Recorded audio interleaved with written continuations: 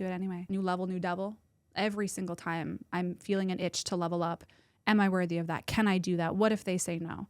There's fear every single day. I hate the word imposter syndrome. Imposter syndrome to me just means you haven't done it enough times yet. That's why you feel like an imposter. You know who made it.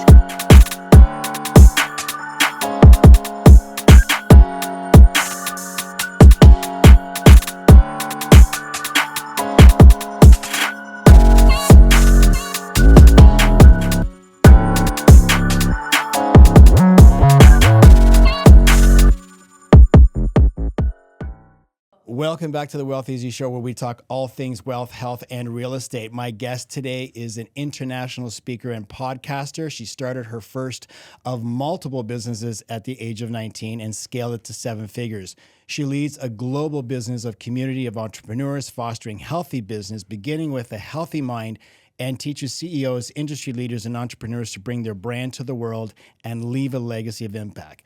Please welcome to the show, all the way from Austin, Texas, via Toronto, Cassandra Britton. Welcome to the show. Amazing. Thank you so much for having me. What an intro. Well, you have such a strong bio. I would love for you to give my listeners a 2-minute bio of, where you started from, what you're doing now, because you also just got back from Kansas City, where you were there working with a CEO. So I'd like to hear about that and how you're helping bring his brand to life. Give my listeners a 2-minute bio on yourself, because it's pretty amazing what you're currently doing right now with business owners and helping them create their brand. Thank you. Yeah. I mean, we can talk about that latter part of that all day long for sure.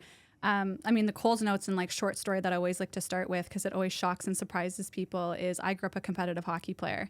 So from a very small town, competitive hockey player my whole life. My dad put me in sports and, boys hockey. And then I ended up taking sport business management in school, and I ended up working for the Toronto Maple Leafs and the Toronto Raptors in the global partnerships department. And so here I was, one of 5 women that graduated from a class of 80 men, clawing for a position at MLSE, and yours truly got the job. And it was a couple of years into that position, $42,000 a year salary, staring at the GO train all day, every day with a heater under my feet, because I was sitting at a cubicle, and I realized this is not living. This is not life to me. And so I didn't know what it looked like, but my father's an entrepreneur, my uncle's an entrepreneur, so I was kind of surrounded by that entrepreneurial spirit. And my dad had done a really good job of instilling the you work hard, you get what you want mentality in me from a young age. And so I decided I was going to start my own business. I was 19 years old when I formally started it. I went into the makeup artistry business, went to school, became a makeup artist. I started a beauty salon, and it took off faster than I knew how, with excellent customer service and being really good at my craft. And it turned into a 7-figure business, ended up starting a training academy, and decided I really enjoyed teaching other people how to do what I had done. And then kind of fast forward through to COVID, doors were shut, 9 months, I wasn't allowed to open up the business. Talk about some struggles. Mm-hmm. And I went back to my roots in branding and in marketing. And I said, I want to help other business owners do the things that I have done. And I really realized during that time how many people were struggling with their mindset. And it's something that I've always been really good at. And so I kind of dove off the deep end into personal development. I hired myself a coach I couldn't afford, because I believed in his vision and his vision for me. And I dove all into becoming a coach. And that journey, we'll touch on all the stories of it, but that journey took me down to Austin. It led me to really discovering my purpose and who I was, and how small that I was playing, and what actually was waiting for me in the world. And there was this level of having to feel worthy of what I was stepping into. And until I finally became knowing that I was worthy of that, I was playing so small. And so the last couple of years of my life, I've really stepped into that leadership role and really found my voice, realized the power of my voice, realized the power of branding. And I find so much joy and fulfillment in helping other successful entrepreneurs bring their story to the world.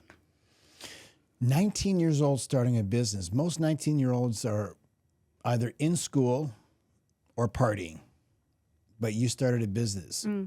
What made you start a business at 19? Because that's a very young. I started my first business when I was 23, but I don't know many people that are starting at even have the knowledge of even how to even register a business at 19. Yeah. Again, I think it's because I had my father, who was an entrepreneur. Okay. He had taken that leap. My uncle has owned, I think it's over 70 some odd businesses now to date. Wow. His current one is a very successful life insurance business.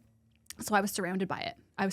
Which is interesting because I have an older sister and I have a younger brother, and neither one of them share the same mindset that I do. So somehow it just trickled through to me. We make a joke that maybe it was the milkman or something that dropped me off at the door, but different mindsets for sure. And so I think for me, it was just this knowing, this unwavering knowing inside of me that this was not it. Like this was not living. And I did not know what it looked like, but I knew I had Google, and I knew that I was resourceful, and I knew that I would figure it out. So I think one of the things from a very young age is I always just bet on myself. And it was like, I don't know exactly what's going to happen. I have no idea what it looks like to start a business or what the next step is or what that's going to look like in 6 months. But I know I'm going to figure it out. And I know that I'm going to be okay. And so I just kind of dove into the deep end. I said, I'm going to take a makeup artistry program. I'm going to put my services out there. I'm going to treat people really, really well. I'm going to be really good at listening to their problems and what they need, because a business owner is a problem solver. And so if I can understand what's not working for you and I can create a solution to that, then I have a successful business. And so I got really good at doing that and just asking for help. Like I was the girl all the time that was like, how'd you do that? Success leaves clues. So asking people left, right, and center, how did you do that? Or how do I do this? Or Googling like crazy until I would figure everything out. And then I'd figure it out and there was a new project and then there was a new task and there was a new beast.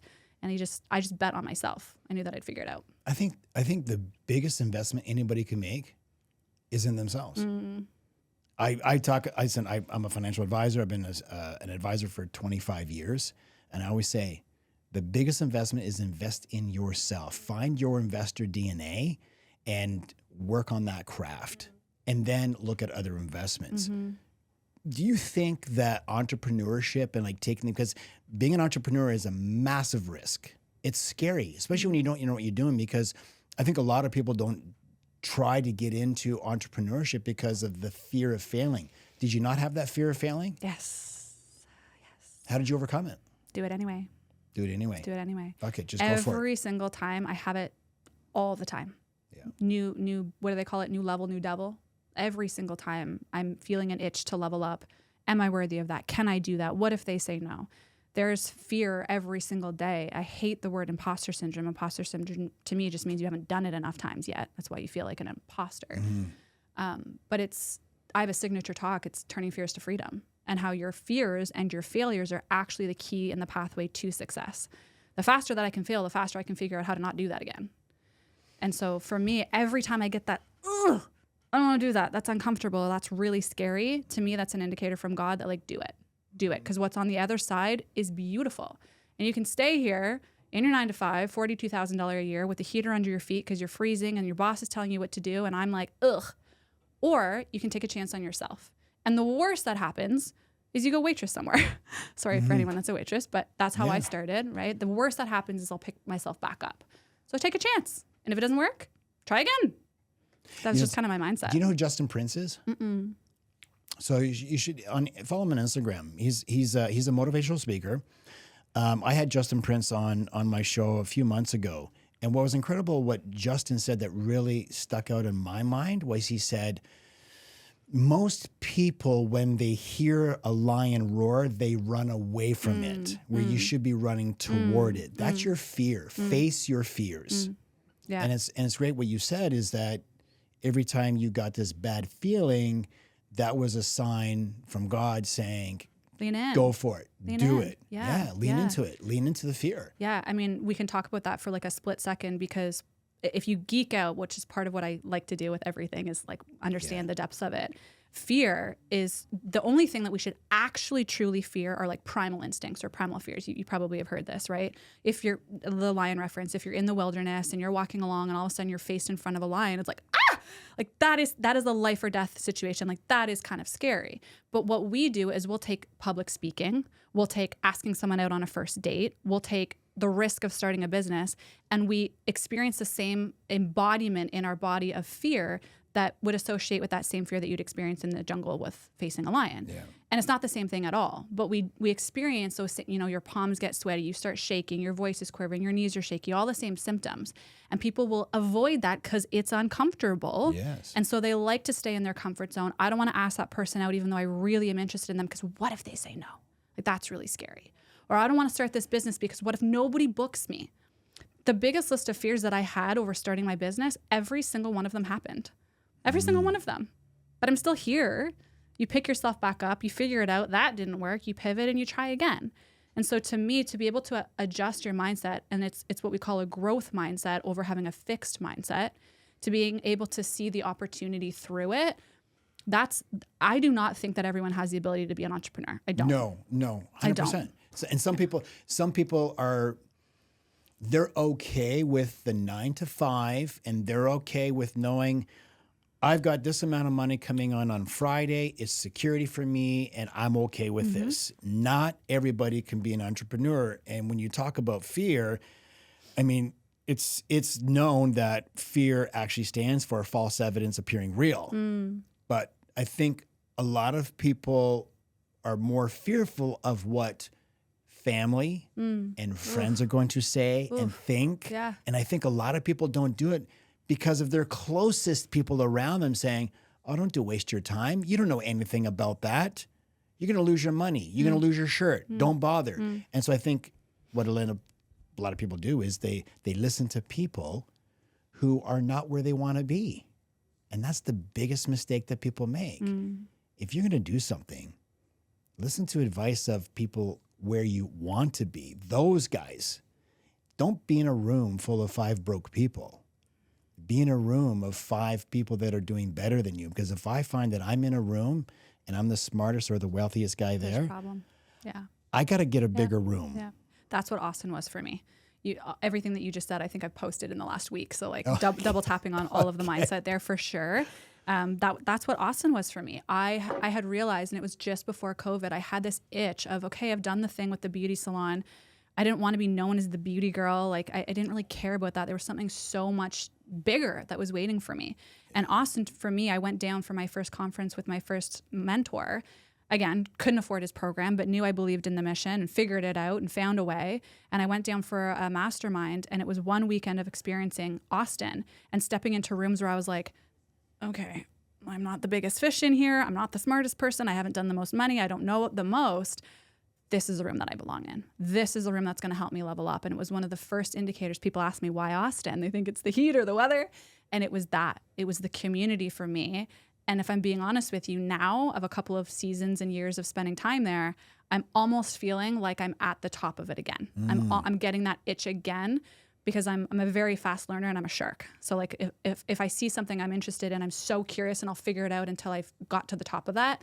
And so I'm at the point where I'm like, okay, what's next? Like, where's the next room that I can be in that I'm the small, uncomfortable little fish again who needs to absorb? So, well, you know, they say if you're surrounded by 5 broke people, you're probably the 6th broke one. Yeah. So you got to find better circles and bigger circles to be around. Yeah. Hey everyone, it's John. I just wanted to thank you for being here, and I would ask that you please subscribe to the show by just clicking the subscribe button right here. I'd really appreciate it. It helps grow the show so we can get even more successful guests on the program to help you. If you're already subscribed, a huge thank you. When you subscribe, you're going to get access to the program before anybody else does. So if you would, just click subscribe right here. Thanks so much, and welcome back to the Wealth Eazy Show. You just returned from Kansas City. You were at an industry conference, and I noticed on your Instagram that you were actually doing work with a very successful CEO, multi-million-dollar company, but yet he had you down there to help him with his branding. What was that like? And what kind of stuff did you work with someone who's a seasoned veteran? I mean, who's built a multi-million-dollar business. It just goes to show that people don't know what they don't know. Totally, yeah. So let's just take like a pause and step back for half a second, because I also think I think that there's someone out here right now who is settling for what they're worthy of. And me putting myself out there and knowing that I can help people at that level, because there is a gap in what they are missing that I have the key to. And so when I really started to understand my expertise and what I'm really, really good at, I found people at a certain level that is a no-brainer for them. It's something that they need and that they value, and it's the key that I have that they need.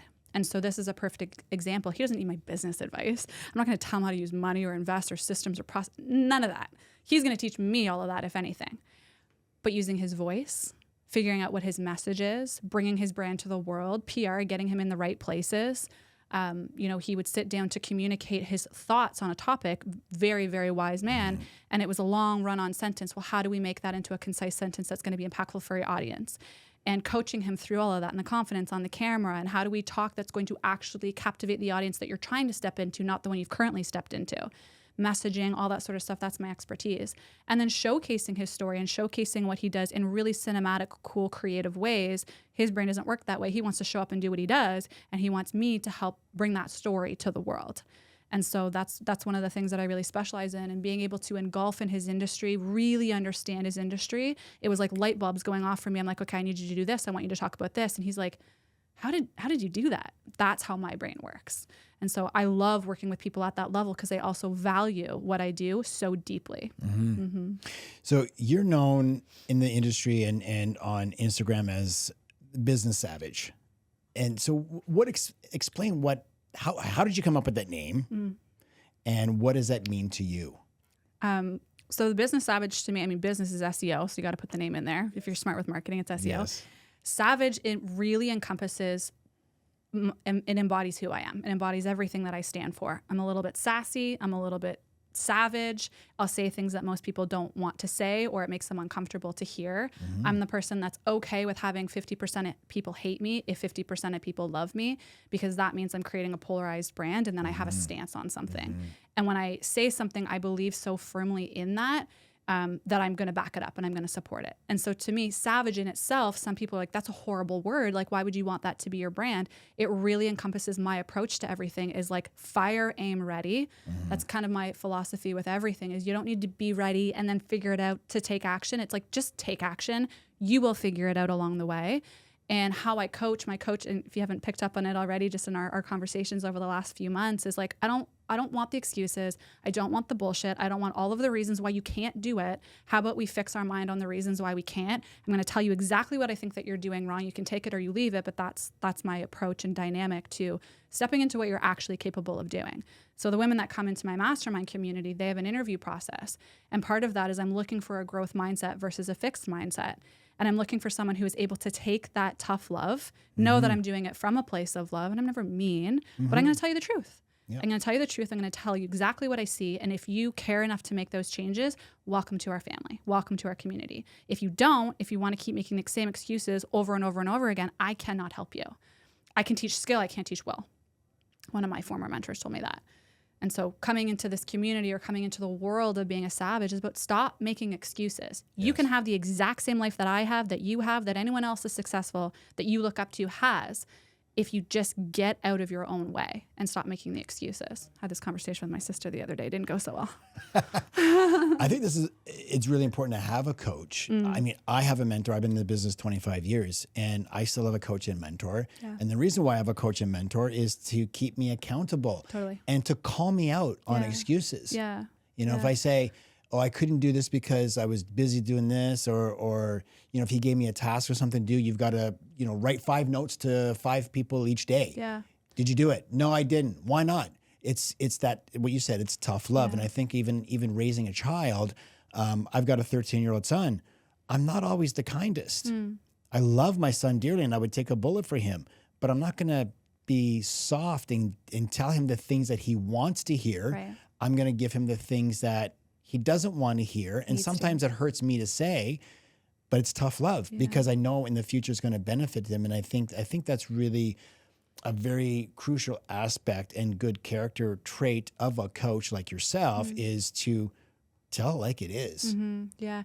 The way that I look at it is you've gotten yourself so far. Yeah. And it's part of a coach's job. I mean, it's never their job, right? But it's part of what they do for you is to help you get to that next level. Yeah. I can only see so far. And I've only had so many experiences and I'm in the habits that I'm in. And, you know, you talked about most people are partying when they're 17 or 19. And, you know, I was starting a business. Well, I didn't drink. I didn't party. I didn't do those types of things. I read books and I just lived a very different life. I got called a loser most of my life. I was made fun of most of my life. I was the girl in the boys' hockey change room. So all kinds of other rumors, which also weren't true. You can imagine all those types of things. And so I have a certain life that I live. And when I'm looking up to somebody and they've done the things that I want to do, which is why it's important to not listen to the people who haven't done the things that you aspire to do, I look at their habits. I look at their habits. I look at the way that they live their life. I look at the way that they structure their mindset. I look at the books that they're reading. And those are success clues for me to step into. And so part of that is I think I can share something with my mentor and he can reflect it back to me in a way that I'm like, I didn't think about it that way. Because I have my world of influence and I think the way that I think. So having someone who's done the things that you're trying to do, reflect things back to you, that is where growth happens. And every single time you outgrow your mentor, which happens all the time, on to the next, on to the next. Someone else who's now, aspiring, or you're aspiring to do the things that they have done and teaching you things that you're still looking to do. I will forever believe in the power of mentorship. I believe in mentorship more than I believe in education, which is a whole other conversation. It's so funny you say this because my son,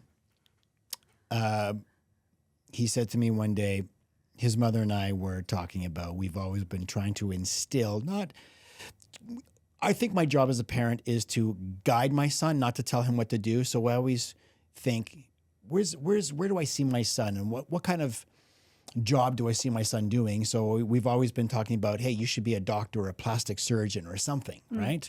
Do something that's going to help people, and plastic surgery helps build, make people look good again and builds their confidence if they were hurt, whatever. So he's always said, I want to be a plastic surgeon. Then I'll never forget one day we were walking out of the Rogers Center. We were at a Blue Jays game. And my son says to me, Dad, did you know what you wanted to do when you were 12 years old? And I said, I probably changed my mind 5 or 6 times when I was 12. I said, why do you ask? And tears start flowing. And I said, why are you crying? What's wrong? He said, I don't think I want to be a doctor. And I'm like, that's okay. But why are you so upset? He says, I don't want to disappoint you and Mom. I said, you'll never disappoint your mother and I if you follow your heart and you follow your dreams. What do you want to do? He says, I'd love to open up a restaurant. Fantastic. I'll be the first one to eat. So what made you want to think about opening up a restaurant? He says, well, I love food and I love to cook and I just want to be an entrepreneur. I see you're an entrepreneur. And he says, and I'd like to be an entrepreneur, but I'd like to open up a restaurant. I says, great. I said, you don't need to go to university for that. In fact, you don't need to go to university unless you become a doctor, lawyer, engineer, dentist, something like that along those lines. If you're going to get into an entrepreneurship, trust me, I would rather spend $100,000 in a year on a business coach to teach you how to run a business and everything about a business and the stuff that you will not learn in university. Because trust me, I went to university, I did business, and the stuff that I know now, I did not learn in university.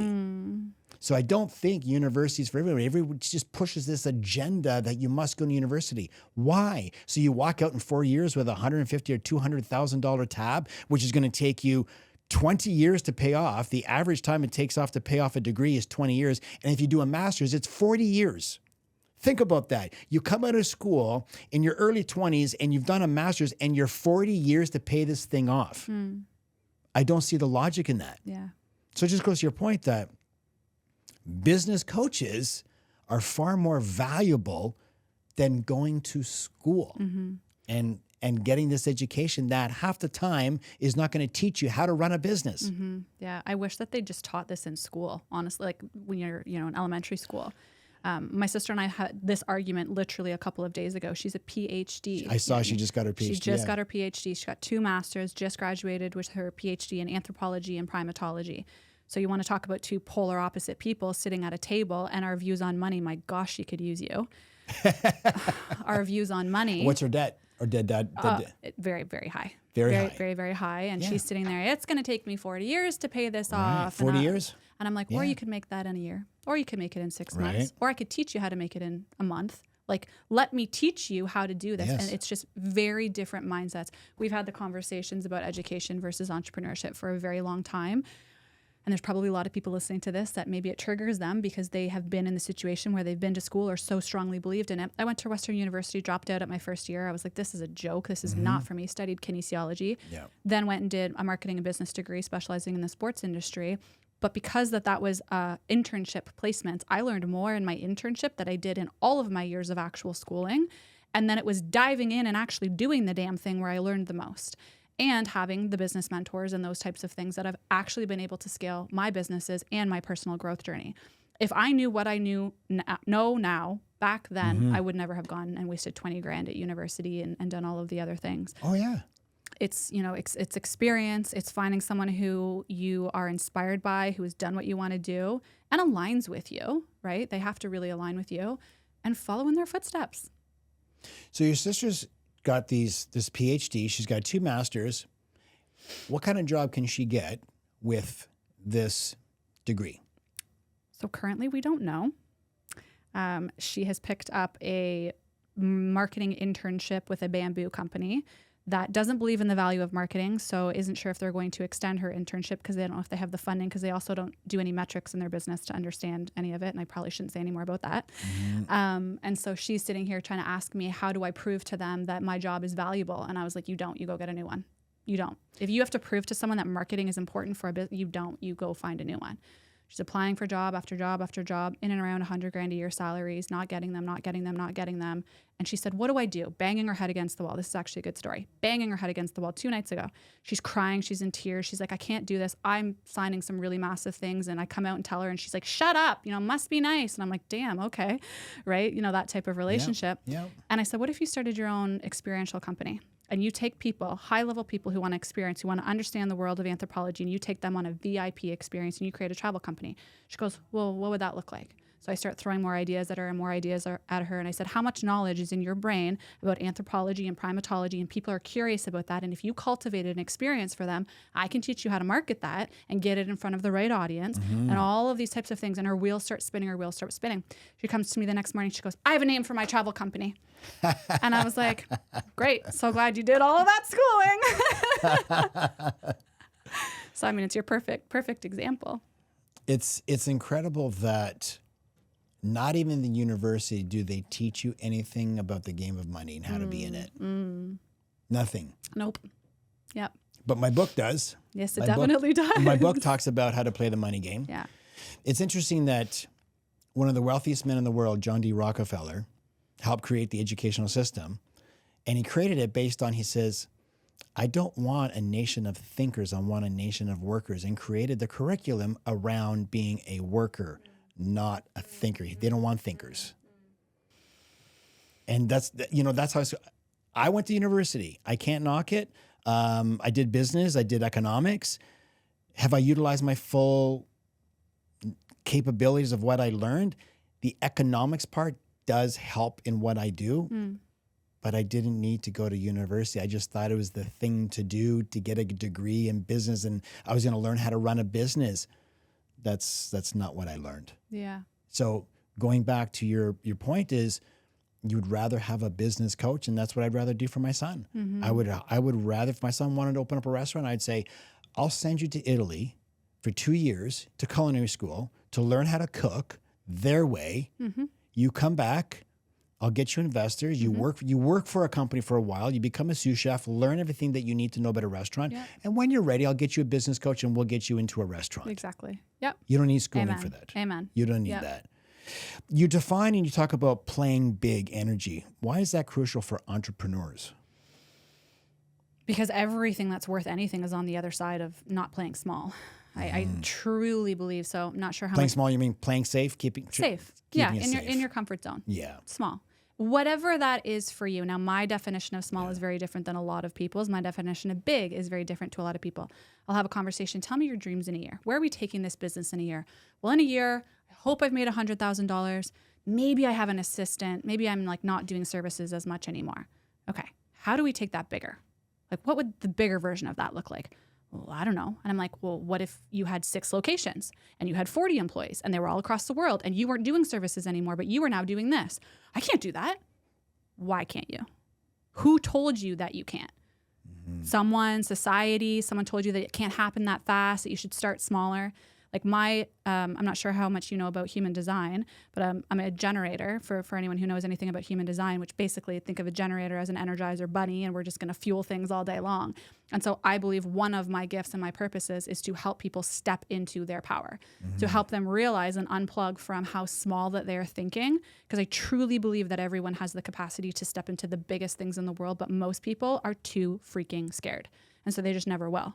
And their version of smaller, so they would never think, I could never write a book. You're a poet, your writing's phenomenal, you have a message, all of these things, but I could never do that. I could do that when I'm like 50 or 60 or 70 and I've got a story to tell and people know about me and I've got experience, then maybe I could write a book. Well, what if you do it right now? To me, that's playing big, right? It's every excuse that is keeping you in your comfort zone, playing small, telling yourself why you need to stay in this 9 to 5, telling yourself why you need to stay in this bad relationship, telling yourself why you're overweight, telling yourself all of these things. All of that, take it whatever, it doesn't have to just be business or just money, but it's small thinking. And my job, I believe truly as my purpose on earth, is to help people expand into their true potential and not play small.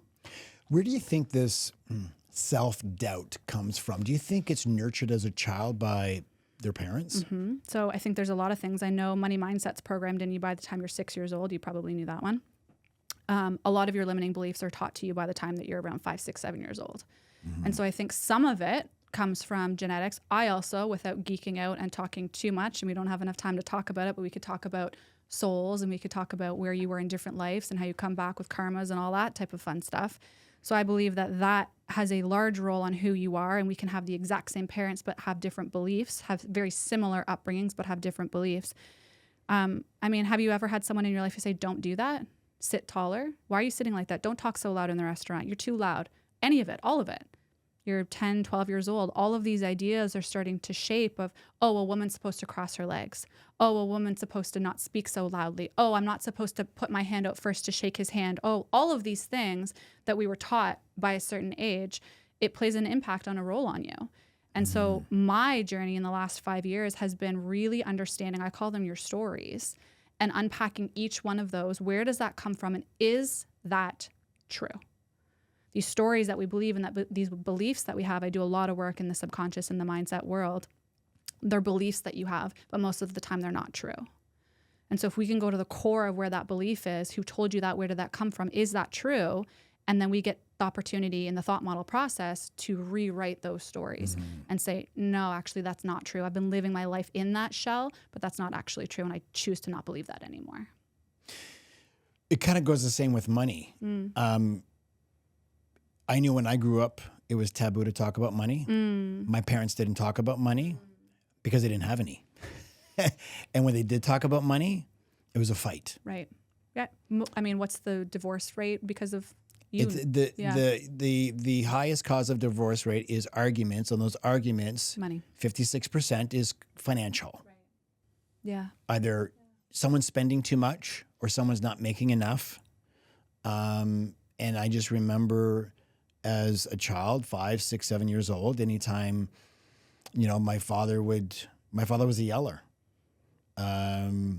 Big Italian guy, and would raise his voice all the time. And anytime anything came up about money, it was an argument. So we weren't allowed to talk about money. So I grew up that money was a bad thing. Yeah, that was a projection of fear. Yeah. Yeah. It was a bad thing.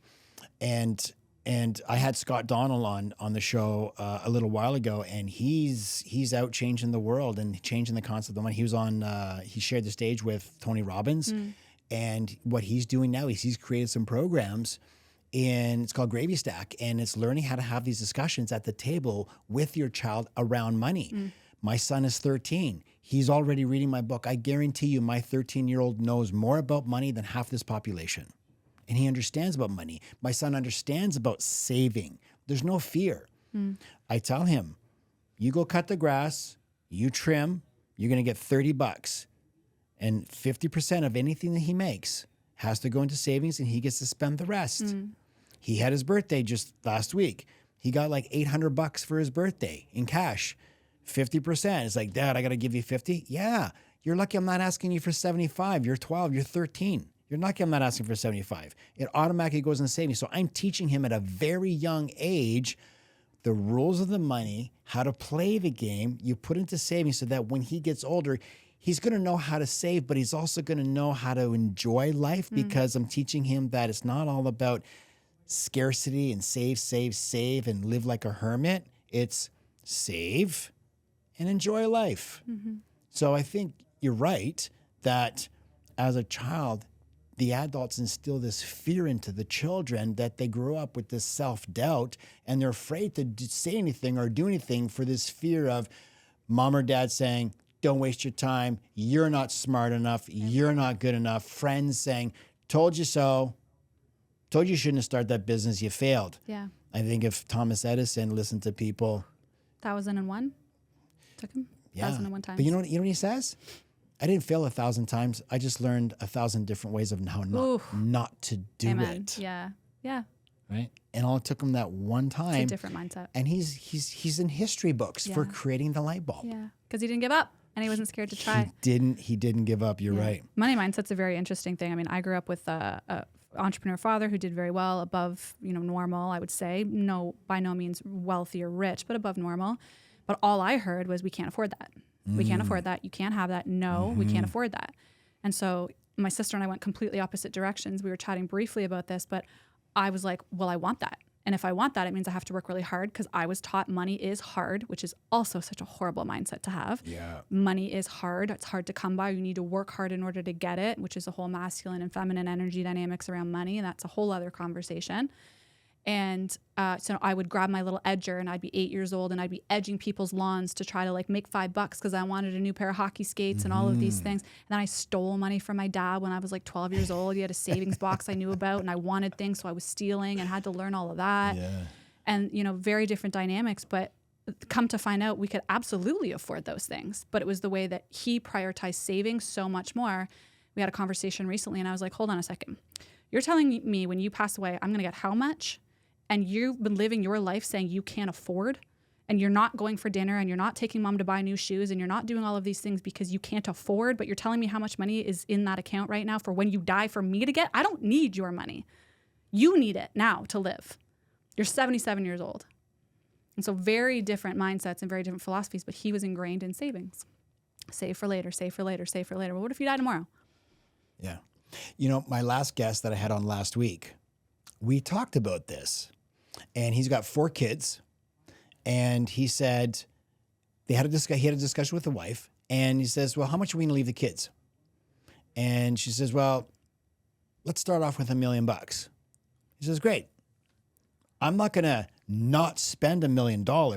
I'm going to buy $1 million life insurance policy that's going to cost me $150,000. Okay. He says, so it costs me 15 cents on a dollar to leave them at least $1 million, and I get to spend all my money, and I get it replaced on death. That's why my uncle runs a very successful life insurance business. Right? Yeah. The problem is, I look at my grandfather who passed, and he grew up in the Depression. He came from Italy when he was a year old, and he went through the Depression. He knew what it was like to not have money and to not know where your next meal is going to come from. So he grew up with this mindset that money was sacred and you have to save and save and save and save and save. And then what happens is you save and save, and then you get to retirement and you spend very little. So you live through scarcity throughout your life, and then you get to this retirement age where it's a change of lifestyle, and you still live throughout scarcity because you're afraid to spend the money, and then you hope and pray that you don't run out of money, only to leave a whole bunch of money to your kids. I just don't get that concept. Yeah. Money mindset's one of the most powerful exercises and things to discover and learn about yourself. I truly believe in the world of mindset. In order to get to that level of the type of stuff that you teach, I can only imagine the money mindset work that you've done and really learn to understand. This simple exercise for anyone that's listening that's well, where do I even start understanding what is my relationship with money? I'll close my eyes, get myself into a little bit of a flow state, relax your nervous system. And then I'm I literally just think of money, and it's does your body go, do you contract? Do you feel things tighten? Or is it you're flowing and you're free? And it's what is your physical nervous system and your somatic body telling you is your relationship in response to money? Are you avoiding? Are you hiding? And there's a whole prompt of questions that you can begin to ask yourself to understand Because when you have a beautiful relationship with money, you will only ever make the amount of money that you think that you're worth, and money is energy. So if you're blocking yourself, it's not going to come to you, and you'll self-sabotage, you'll spend more, all of the unhealthy habits. If you think it's evil, or if you think rich people are evil, and so I don't want to be rich and I don't want to be known as that, so I don't want money, but I'm going to stay over here in my $40,000 a year salary and be miserable and poor and make fun of these people because they have the life that I want. I could go all day. It's all money mindset. And so you have to start by asking yourself, what is my relationship with money? And what are some of my money stories that I hold to believe? Like, what do I believe to be true about money? It's hard to make it. All of these things, right? Write them all out. It's super helpful to start with that.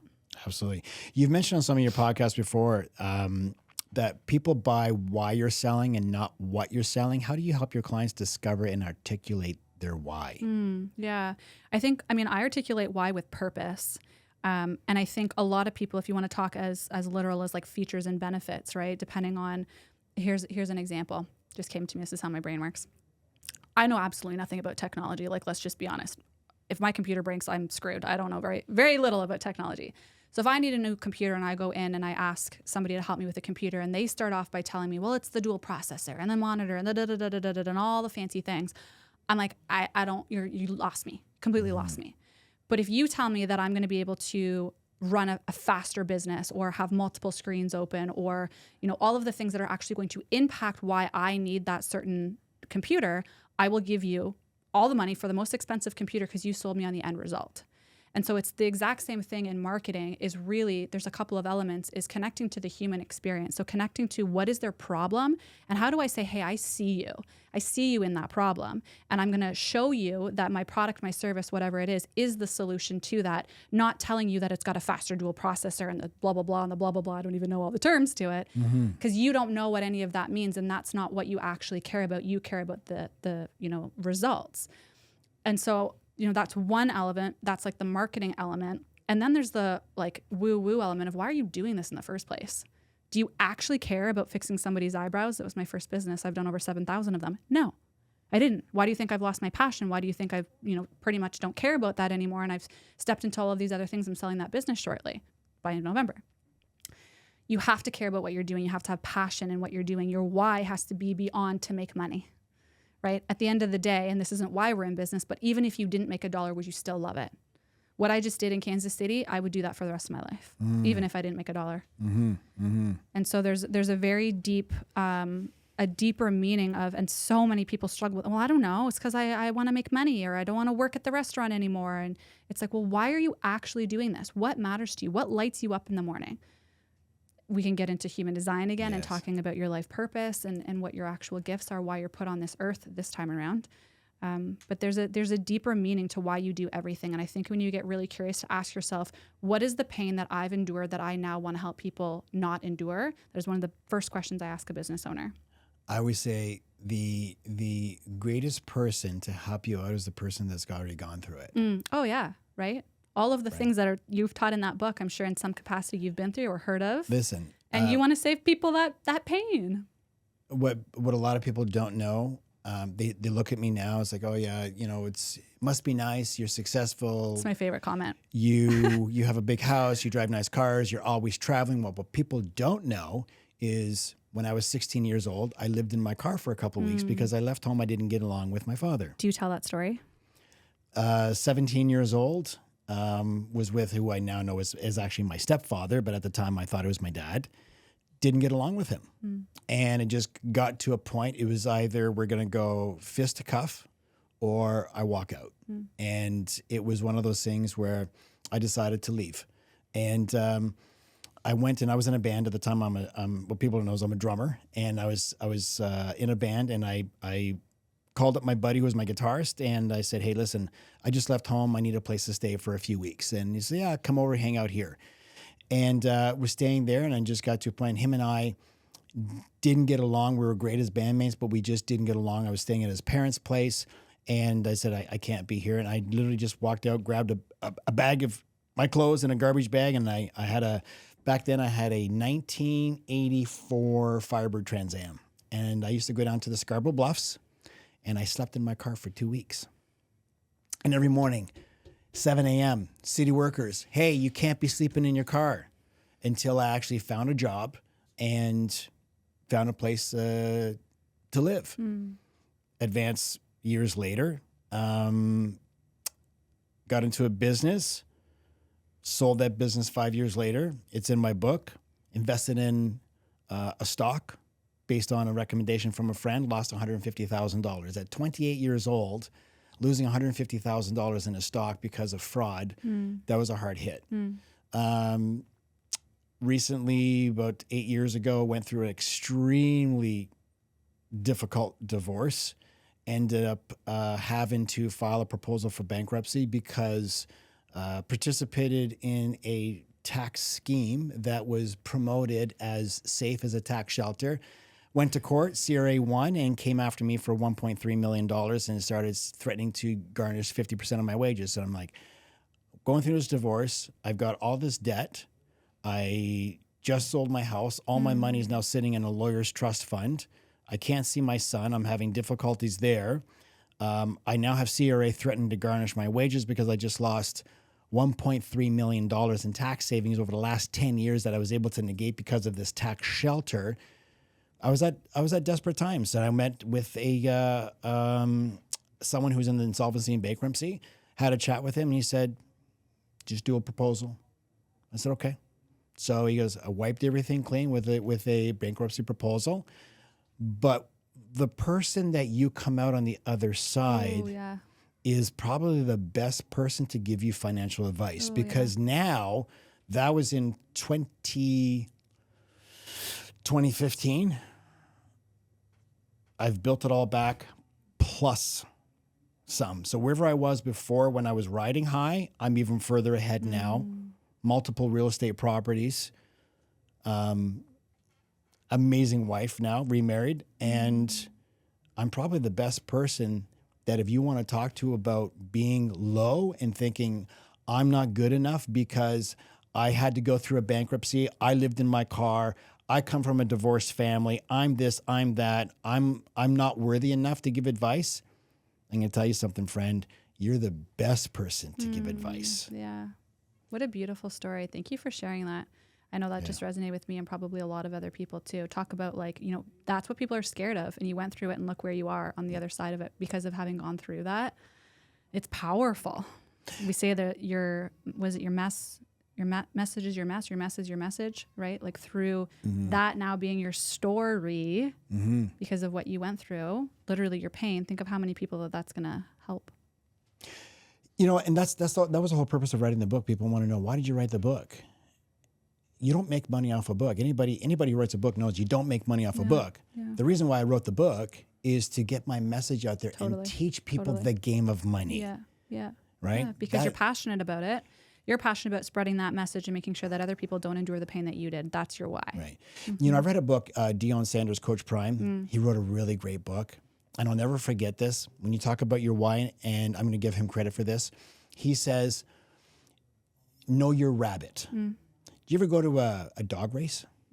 Okay, but you've seen dog races? Yeah. What are they chasing? I don't know. The rabbit. Okay. So the rabbit gets released. It's on an arm, and it goes around the track. It's on a motorized track, and it goes around. And the dogs, these greyhounds, they're chasing this rabbit around and around, right? So the dog, and the reason why this thing goes so fast is because this rabbit is always ahead of the dog because they don't want the dog to catch the rabbit. You're not supposed to ever catch the rabbit. You're always supposed to be chasing your dreams. That's why the rabbit is so much faster. He said, know your rabbit. Ooh. What are you chasing? Ooh, I like that. I'm going to use that. Yes. I'm going to use that. It's our next lesson in Savage Society.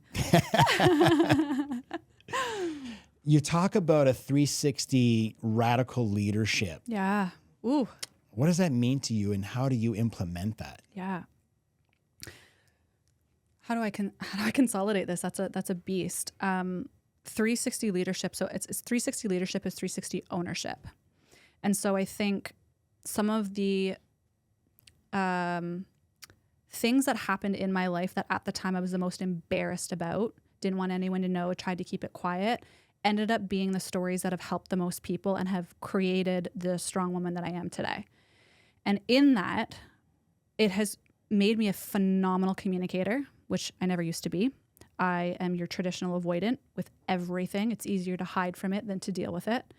And so taking 360 leadership, a 360 ownership is in every single thing that happens in your life. And I like to talk business, relationships, communication, your relationship with yourself. I said I'm going to get up at 6 a.m., but I didn't. Okay, where's my ownership in that? Why didn't I? Why did I hit the snooze alarm? What story went through my head at 6 a.m. to convince myself I wasn't worthy of going to the gym to have the body that I want, but I'm going to make fun of the girl on Instagram who has the body that I want, and I'm going to stay here and eat the chips and not get up at 6 a.m. This cycle, right? Yeah. So this 360 ownership is about taking radical ownership in every situation. I ask myself, where was my role in that? That didn't go as I had planned. Where is my role in that? Where is my ownership in that? And how could I have been better? So when that happens again, because it will, I know how to deal with it better. Whether it be in a client relationship, a bad review, a customer service relationship, somebody breaks up with you. Okay, where was my role in that? I was in a 10-year relationship. He was unfaithful. I left the relationship.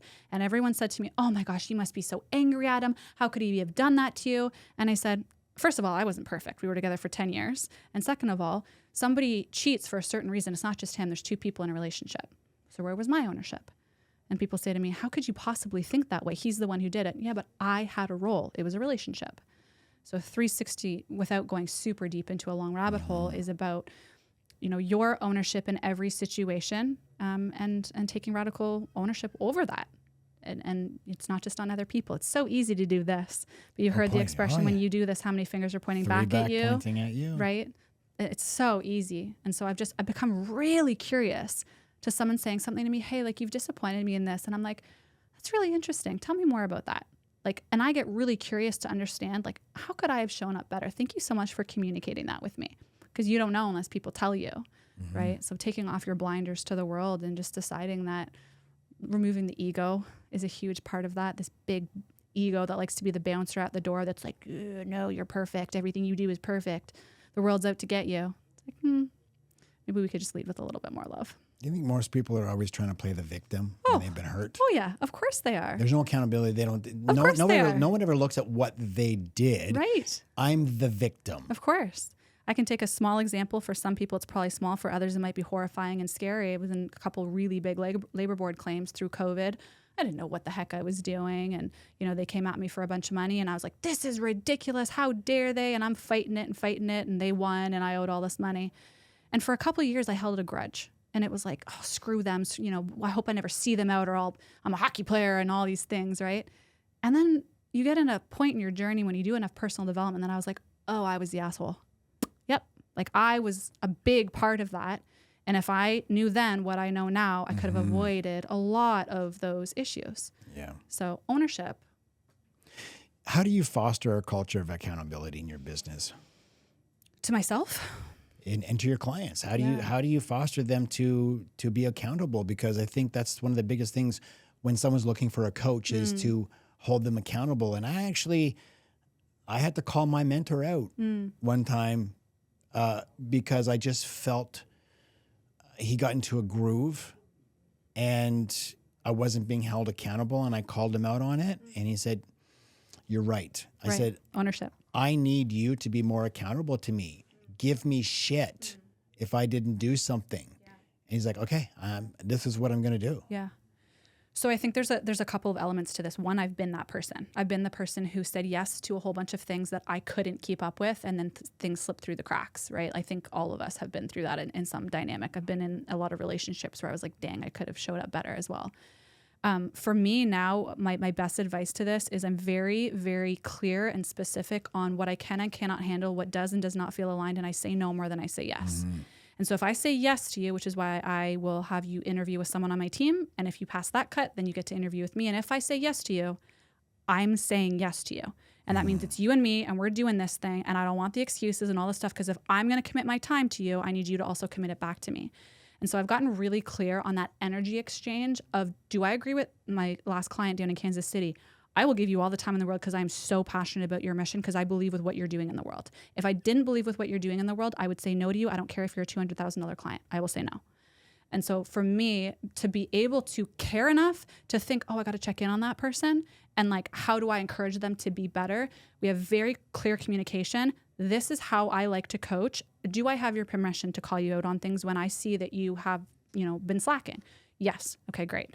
All those types of things. So it's really clear communication at the beginning. And then also going back to that why and that purpose.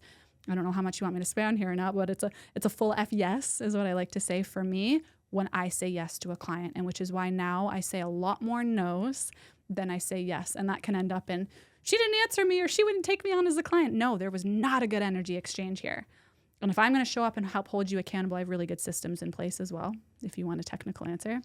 So but it's an energy thing. Have you ever had a client when you just said you asked the client's permission to call him out? I have to. Yeah? I don't have to. I believe I have to. It's a skill that I like to, because I like that confirmation. I like the verbal confirmation and I like the head confirmation that, yeah. You ever had someone say no? No, you don't have my permission. Then we don't work together. Great. Okay, thank you very much. This is done. This is not going to work. This is how I run this. I've been here. So it's a little bit of sales tactic, of course, as well in that conversation of, do you think that I can lead you to where you want to go? Yes. Do you believe that I've done the things that you want to do? Yes. Does this feel like a full F yes for you? Yes. Great. This is what I need from you. Are you coachable? Yes. Do you know what that means? Do you know that when I ask you to do something and you show up to a call and you tell me that your homework's not done, that I am not going to then give you another call, but you just wasted $500? Do you understand that? Yes. Yeah. Right. All of these things. And so having that super clear communication, you can imagine that I call in clients who are at that level, who are like, I'm ready. Let's go. I am at that level. I understand what you're going to do for me. And I want to show up to this relationship the same. And if they don't, I either don't bring them on or it doesn't last very long. You ever fired clients? Yes. Many times. Many times. Isn't that a good feeling? Yes and no. Yes and no? Yes and no. Yes and some of them were for reasons we explained. Some of them were for other reasons and learning boundaries and those types of things. Some of them is just a full-on unalignment to respect. Respect in a relationship, especially when you're working with the opposite sex, keeping that really clear boundary. I have a reel coming out today. You'll probably really enjoy it. Kind of taking the conversation a smidge of a slight direction, but it's relevant, I promise. Women, I believe so strongly, especially someone in kind of my position, business coaching, where we have these offers. I hear this all the time, especially in my female community. How do I stop the inappropriate DMs? The fire emojis, the hearts, the just the inappropriate stuff from men, right? I'm a serious businesswoman and I have this offer and I'm just getting inappropriate comments left, right, and center. This must happen to you all of the time. How do you deal with it? And I go, it doesn't happen to me. Well, what do you mean it doesn't happen to you? It doesn't really happen to me once in a blue moon, and it's a simple swipe and delete. There's no acknowledgement of it. And so I'm a really big believer in energy. I don't put out an energy that invites that type of comments or that type of energy back into me. So I don't get it.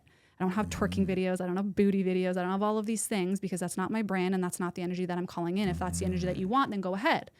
So don't complain to me when you're getting those types of comments, but when it comes in, you're double tapping it. Oh, I was just being nice. He said I was beautiful. It's like, why are you double tapping that? If you don't want that type of energy, you're reaffirming that it's okay. And so it's the same thing, setting boundaries in any relationship. It's like you will call in what you give out. Absolutely. You emphasize that a healthy business begins with a healthy mind. What do you mean by that? Everything is mindset. Yeah. Everything starts with mindset. If you believe that you can, you can. If you believe that you can't, you can't. It's like as simple as that. Habits, routines, all of it. We talked a little bit about success leaves clues and adopting the habits of business owners ahead of you. It took me a long time to understand the habits that I have that weren't serving me. Yeah. And it starts with mindset. It's as simple as if you think you can't do something, I promise you can't. The second you change your belief system to think that you can, you will find the reticular activator system, you probably know all about it, will find the opportunities and the possibilities because you have trained it to find that. But if it's trained to find the negative and the doom and the gloom and the excuses, you won't. It begins with having a healthy mind. It begins with loving yourself enough to set those boundaries like we just talked about. It begins with setting the standard of how you want to be treated and the mark that you want to make in this world. And then loving yourself enough to keep those boundaries and show up that way. If I tell you in my community to wake up at 6 a.m. and work out because it's the best way to start your day, everyone can do what they want, and I'm not doing that myself, like what type of leader are you? So everything, if you want a thriving business, look at any successful business owner that you know Andy Elliott? Yes. Oh yeah. I mean, the way that he teaches, right? Yeah. It's the same thing. He's hardcore. Oh, very hard. That's savage. Yeah. Very hardcore. But it's true. Like how you treat your body, how you treat your mind is your business. I like to say it as a mirror. It's not a window. It's a reflection of yourself. If you don't have good habits, your business is not going to have habits. If you let things slide, I said I'm going to get up at 6, but I snooze till 7. What else is happening in your business that's also sliding through those cracks? It's a reflection. Well, again, I think you make a really valid point when it comes to mindset, and it goes back to limiting beliefs. You mentioned something when you were a child, your father kept saying, we can't afford this. I respond by saying, instead of saying we can't afford it because now it's a closed-end conversation, why don't you change it saying, how can I afford it? Right. Ask yourself. Now you're opening up your mind to the possibilities of how you can do something. And it's not, I can't afford it. That's it. There's no more thought or talk about it. Yeah. When you change the belief system to open-ended questions, your mindset starts going to, what are the possibilities? Okay, let me think. If I really want this, I know I can't afford it, but how can I do this so that I can afford it? Like you said, you wanted hockey skates. So you did whatever it took. You worked. You found daddy's little stash box. You took a little bit of money. Hope dad's not listening. He doesn't know already. He knows. Right? But you were saying, I know that I want this. Dad can't afford it, so I'm just going to forget about it. You didn't forget about it. You went on and you found a way to get those skates. Let's just talk about that for a second, because I don't know many women that played competitive hockey. How did you get into hockey? Do you have brothers? I do. My brother was not the hockey player I was. Yeah. What made you? My dad. I was 3 years old. We had a hockey rink in the backyard. Okay. My dad wanted to be a professional hockey player. He wasn't good enough. Child number 1 was born, could not even stand up on skates. Child number 2 is a natural athlete. And it was like, boom, this is my shot of fame. And he poured everything. I think he just thought that I was going to be the professional hockey player that he wasn't. However, I also am a very stubborn human being, and I've never been good at anything naturally ever, almost ever. Like I work very hard to have anything, whether it's a skill or whatever it was. And so I'd be 4 years old, 5 years old in the backyard, and we had this sliding back door to our backyard from my parents' bedroom, and my dad would be lying in bed with the door open, and he's like, I would hear your skates carving in the ice, I would hear you shooting the pucks, and I'd be like, Cass, like, I'm turning the lights off, you've got to go to bed, you got to go to school tomorrow. And I'm like, just one more shot. I loved it. I was so good at it. And so it just, I would ask, and I remember I think I was like 13 or 14, and politics got involved in hockey, and I didn't make a team. I was honestly the best player on the ice, and I didn't make the team from politics. And my dad said, well, what do you want to do? We can quit. You don't play this season. Or what else do you want to do? I said, I want to go try the next town over and a league up, and I'm going to go try out for that team. And he goes, well, they're older than you and all these types of things. I said, that's what I want to do. And I did. And I worked until I made that team. And that was just kind of the mindset that I had my whole life. So you want to talk about like persistency and hard work and dedication. Like I was born with a mindset of like very competitive for sure, which served me to a certain point. I've had a very dominant masculine energy most of my life until the last couple of years, really understood bringing in that femininity, which my last mentor helped me so beautifully understand, that I was walking through life with this bulletproof vest, protecting myself from the world, fighting everybody. And nobody had a gun. Nobody was out to get me. It was just an energy that I had my whole life. So very hungry, which served me, and I'm grateful for it. But also I've been twice as successful since I understood my femininity and my feminine energy and allowed it to come through. Just like you just kind of were born with this never give up mentality. Yeah. And I think I grew up as well being told you don't belong here, you know, boys hockey and just hockey in general. And even today, people are like, you're not a hockey player. I'm like, give me some skates, let's go. Like, and it just comes out like that competitive nature. Does that motivate you more? Yeah, it does. It does. I like a little bit being underestimated for sure. Even a handshake. Every single time I shake a man's hand, that's a firm handshake. I'm like, what were you expecting? What type of handshakes are women giving out there? Do I need to start a course on how to give a handshake as a woman? What's going on? Yeah. I'm shaking some guys' hands. It's like, it's worse. It's like, dude, strengthen that grip, man. Yeah. There's a lot in it. It's energy. You know, it's a confidence that came from sports. I think sports can teach so many valuable skills. Played competitive hockey, played competitive volleyball. I was captain of my football team, like all of the things that weren't traditional. Why don't you just go into dance? I am not. You don't want to see me dance. I'm not a dancer. I know what it's like with sports. I mean, I grew up playing baseball, softball my whole life. I played AAA in my 20s. I was a third baseman. Yeah. Oh yeah. I was a windmill pitcher. And so I know what the level of skill it requires to play at that level, and I know what the dedication and the practice. It's not an easy schedule. I mean, you have to have a lot of dedication, especially when you're done school. Is get out there, practice, practice, practice. If you really want to be good. Yeah. I think the problem is today, and I think, and it goes with business. Everybody wants the wealth. Right away. They want the success that comes with being an entrepreneur. They just don't want to put in the effort. Yeah. My favorite phrase is "you're so lucky." Oh, You're God. so lucky. Can I tell you, I actually stopped talking to a lot of family because of that. Yeah, you're so lucky.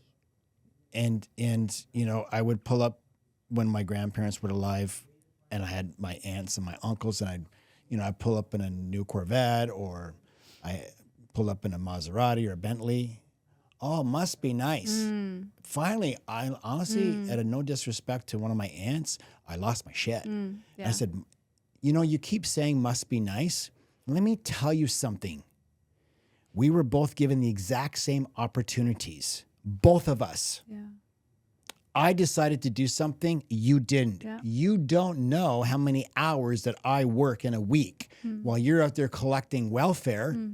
I'm busting my ass for 60 or 70 hours a week. You don't know the risk that I take with my money. You don't know the risk that I take starting a business, worrying about where my next month's rent's going to come from, how am I going to pay my employees. You have no concept of the risk and the hours that I work and the sacrifices that I make. So don't you dare fucking tell me must be nice. And I stopped going. I stopped going by my grandparents. I stopped talking to family because it's like, I can't deal with this negativity. I can't deal with people looking down on you because you actually did something with your life while they decided to be lazy. Yeah. I double walked click away on from all of that. family. Yeah. I hear you for sure. Couldn't do it. You have to set those boundaries. And that's why the people that you surround yourself with, it's so important. Because I'll say to somebody like, I just signed a $200,000 client, or I'm going to propose this, or I'm going to do this, or I've just charged 50 grand to stand on that stage, or whatever it is. And they look at me, the exact same look on your face right now. Okay, great. Congrats. Awesome. Kick ass. Do you want me there? Do you need photos taken? What do you need from me? How can I support you? Versus what you just explained. I grew up with that too. And when you're around that energy, you're like, damn, can I do that? Is that too much? Should I be doing that? What's wrong with me? Like, and you know, all of those thoughts start to go through your head, which is why your circle of influence, like look at your phone and the people that are pinned in your phone. And if they don't light you the hell up when you think of their name and you're like, fuck yeah, I want to call them. I want to tell them about all these big things I'm doing. If you're kind of like, I don't know if I want to share that, they might be jealous or whatever it is. You don't waste your time, right? I mean, if they're family, they're family. My sister, I love her for the rest of my life, but I'm so careful what I share with her. I don't need that. I don't need that small thinking put onto me. I need someone to pour gas on my fire and be like, go for it. You can do it.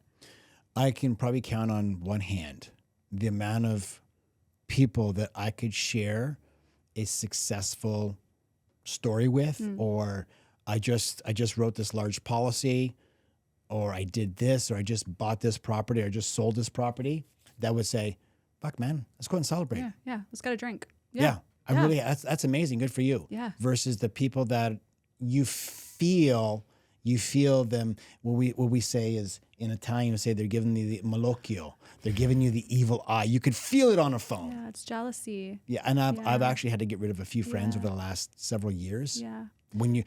Everybody loves you when you're down.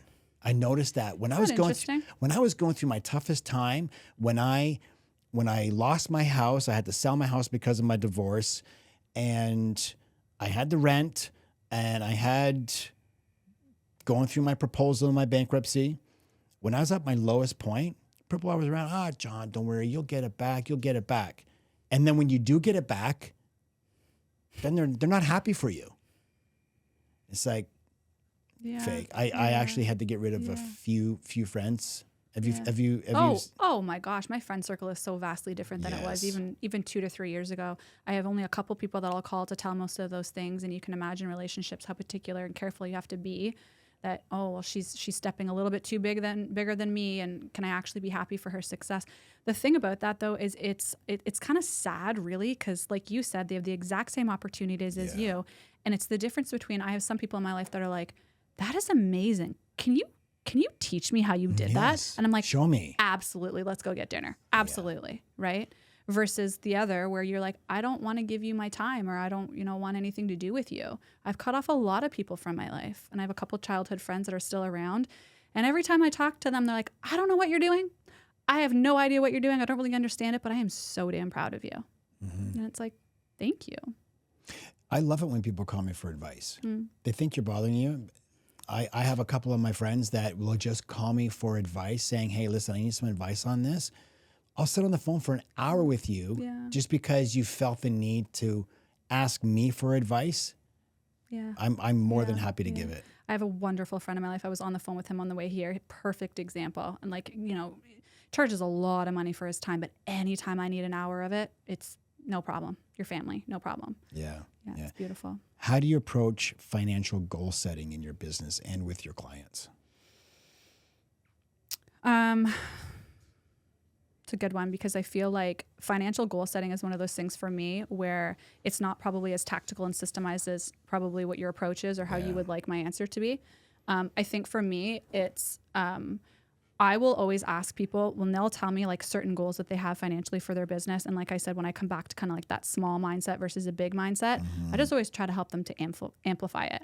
I don't teach anything in finances in my business programs, how to manage it or anything like that. That's not my wheelhouse of expertise. But I will help them set bigger goals. And if we can understand where they're at and like backtrack from where it is that you want to be, and then I can teach you all the little system strategies, all that sort of stuff to get there. That's kind of always been my approach. If you could go back to your younger self, what advice would you give versus now? What you know now, what advice would you give to your younger self? Yeah. I think there's so many things there. Some of the biggest pieces is more importance of self-love. Definitely more time spent like loving and nurturing myself and trusting my own intuition. Like that comes through really strongly for me right now. And maybe it's the human design generator in me. And one of our superpowers is our intuition. It's always right for us.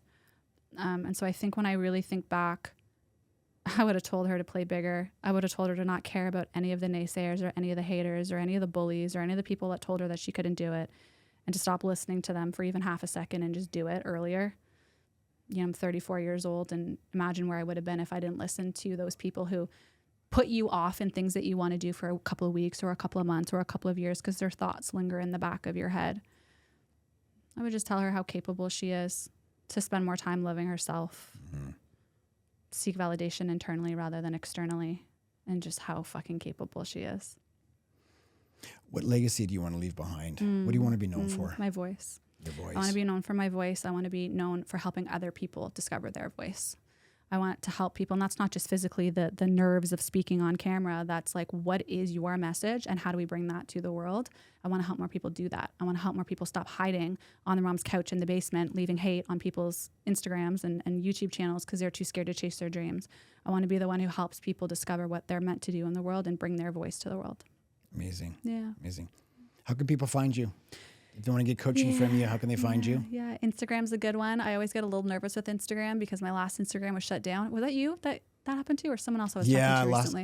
You too. Yeah. I lost my Instagram to. No, wait, we're not going to say on the show. Okay. All right. So it's gone. We started a new one. Here we go. At the .business.savage on Instagram is a good one. My team will get back to you pretty quickly. Email list is always a good one. I have my own podcast, the Business Savage podcast, of course, and then they can get plugged into our ecosystem from there. And if somebody wants to get coaching from you, they can just, do you have a website that they can email you? www.thebusinesssavage.com, and then there's a contact me form. Amazing. Yeah, but be ready. Amazing. Yeah. And we have an event coming up in a couple of weeks, September the 18th, a fireside chat. I'm looking forward to that. Me too. You're going to be on the panel? I'm going to be on the panel. Yep. I've got a large network of women that are probably going to be coming as well. Networking in general, networking events, I'm sure you can attest to this. It changes your life. It's one connection, one person that can literally change your entire life. I can't tell you the number of times I've been in my pajamas and didn't want to go to a networking event and found the strength to get up and bring myself to it, and it changed my life. Right? You meet somebody that connects you with somebody, or you get to go on a show or whatever it is. It's not necessarily go with the objective of finding a client. Maybe you find a mentor. Maybe it's one golden nugget that just sparks and you're like, ooh, and it just changes you. I've never left a networking event not feeling more empowered. Yeah. So I would say you're one connection away from life-changing events. Yeah, totally. Yeah. Again, even if it's a simple thought or being surrounded by other people at our event, it's, a women in business event, seeing what other women are doing and being like, damn, if she can do that, I can do that. I want to talk to her. Yeah. Yeah. Yeah, so it's going to be exciting. September the 18th, the National Club, we're having 3 powerhouse women, including yourself. We have Sahar, who's top 1% in Ontario, or sorry, Canada, in real estate, and Julie Cole, the founder of Mabel's Labels. And it's just going to be a really cool fireside chat and talking about how to empower women in business. And you're going to be giving some of your insights and your coaching on how to do your branding and getting that voice heard. Yeah, I'm super excited. Honored to be on the panel. Yeah. So, yeah, it's going to be fun. Thank you so much for being here. Thank you for coming on the show and going to be on the panel. Looking forward to that. That's all for today, folks. Take care of your wealth and your health. And guys, if you haven't already, Wealth Without Wall Street, taking back control of your money in a rigged financial system, is going to help you plug your financial leaks and be more efficient with your money. This is not the type of information that you're going to get in school. It's on Amazon. It's in Chapters, Barnes & Noble. Grab it. Get real with your money. Learn how to play the money game. That's all for today. Thank you so much for being on the show. Thanks for having me. Thank you.